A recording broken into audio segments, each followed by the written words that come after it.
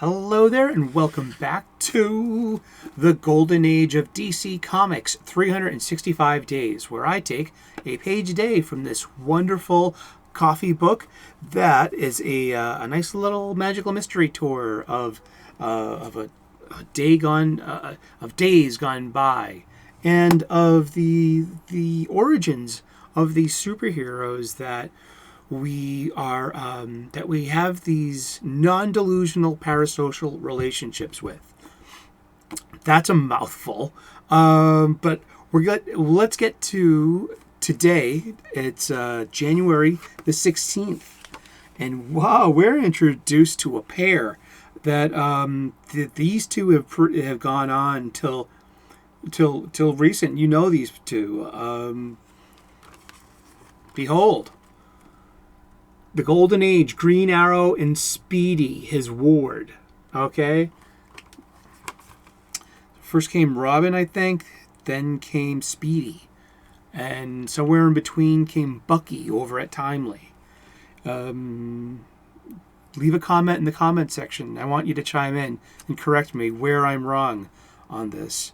But let's that is pencils by Cliff Young, inks by Steve Brody, from World's Finest Comics, number 10, summer of 1943.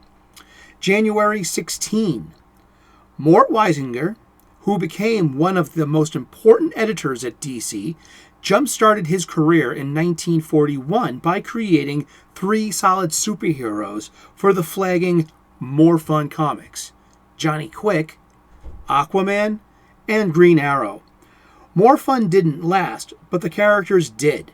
They moved over to Adventure Comics, where they enjoyed a long run. In fact, all of them were still around 50 years later. Green Arrow, seen here with kid companion Speedy, had no powers, except a talent for archery. Like most of their stories, his arrow had been of every kind of gimmick at the end, but never a sharp point. So yeah, this was a good-natured, kids-oriented...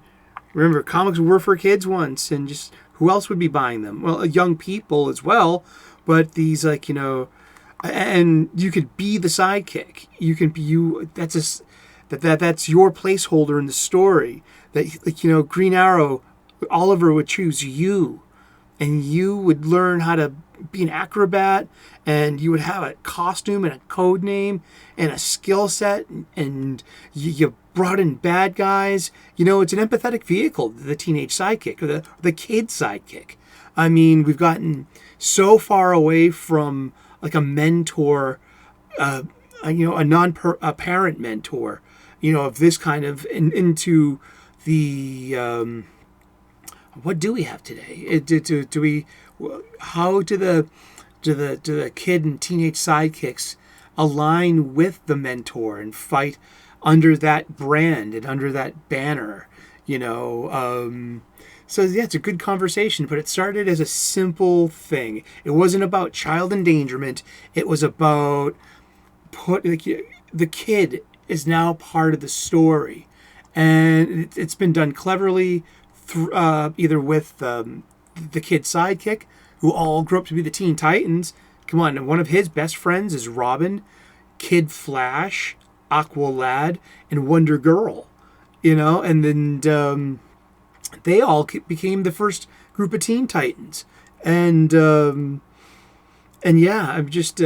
but yeah, or they had what happened over in Fawcett Comics with Billy Batson, the kid who said the magic word and became Earth's mightiest mortal, Captain Marvel, and shared this power with his best friend and his sister too. And these are clever ways to, they were 4 kids by grown-ups who were very good at telling these simple stories. And they were very lucky too, because the simple stories they made turn into what's in our hands today, literally and figuratively. And why I argue, hey, the Arrowverse is better than the Smallville-verse. I don't know about that one. My points are for Smallville. I'm Team Erica Durant. Yeah, Uh-huh. Oh, yeah. You didn't know that about him, huh? That was Team Smallville. Yeah. I actually have.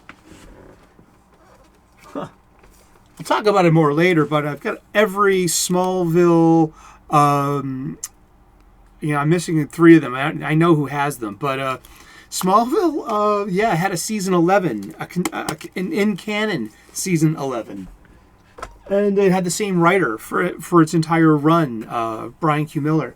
And so that was good. The art would change here and there, but that's just comics. But to have the same writer execute the same story for 9 trade paperbacks, that's very consistent. And it was interesting, too. So if you're a Smallville fan, season 11, in canon, in print, you get it for your Kindle or something like that. Or buy yourself a book. And this is you can get this book for $12 on Amazon. I saw it advertises it to me now. But thank you so very much for tuning in. We're going to be talking about comic books for the rest of the year. We are. And give me a thumbs up if you like this kind of material. Give me a thumbs down if you didn't. I'm a big lad. I can handle it. Leave a comment in the comment section. Let's continue this conversation about comic books. And I hope to earn your subscription. I'm an ordained minister, an amateur theologian. I say, let's get spiritual, and we often do. I'm a professional line cook. I offer restaurant-level quality hacks so you can make delicious, nutritious, and beautiful food to share with your loved ones at your table. So tune in. Give me your subscription. And I make daily content. Thank you so very much. Have a great day. Cheers.